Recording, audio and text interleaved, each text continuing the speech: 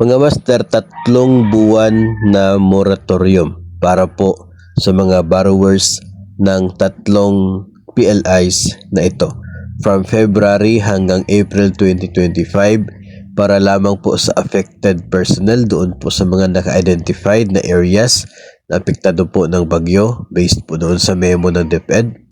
Land Bank of the Philippines, Beneficial Life Insurance Company at Camarines Sur Elementary and Secondary Teachers and Employees Association.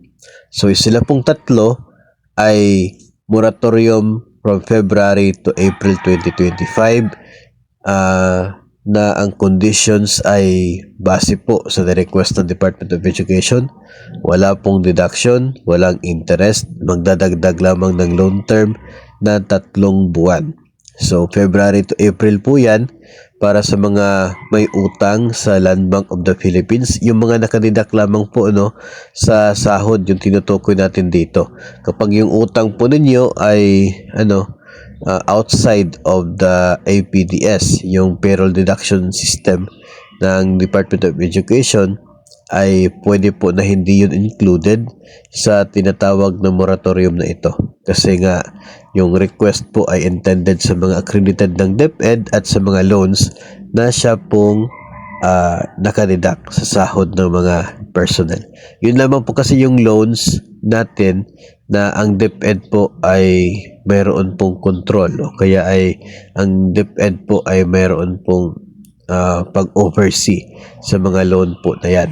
So, 3 PLIs na ito, 3 buwan din yung kanila pong moratorium. So, sa January ay wala mo nang aasahan para sa lahat ng mga personnel. Tanging yung mga nasa lugar lamang po na identified as apektado po ng bagyo at nag-declare ng state of calamity. Sila lamang po yung eligible sa 3 buwan na loan moratorium na ito galing sa mga PLIs na atin pong nabanggit.